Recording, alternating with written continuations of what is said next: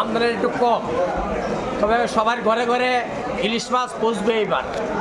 যে ইলিশ মোটামুটি আমদানি আছে, সাইজও ভালো, মাছও ফ্রেশ। তবে এই যে আমদানিটা বেশি ওইছে না কে একমাত্র বাংলাদেশ যে সরকারটা এবার একটু ভেজাল, ইংলিশ সরকার।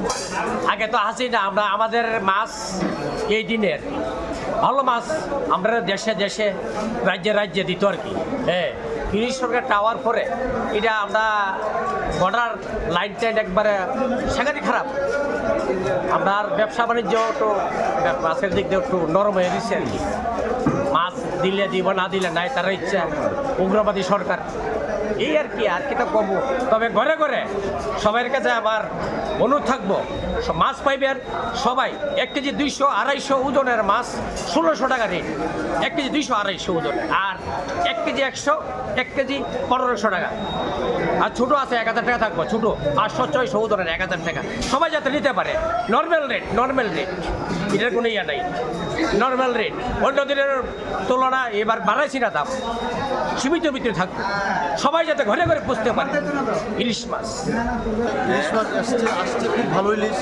পদ্মার মাছও আসছে, একটু রেটটা একটু বেশি। আপনার বড়টা একটু 300-400, 2200 টাকা। আর ফিজিং মাছ আছে একটা, এটার রেটটা কম। আর ছোটো মাছ 600 টাকা। কাঁচা মাছই ভালো ভালো মাছ আসছে, সবাই নিতে পারবে, সুস্থ মাছ। এটা দিল যে ইলিশ, কাঁচা ইলিশ কাঁচা ইলিশ 1 কেজি 300-400 হইলে 2000 বা 2200।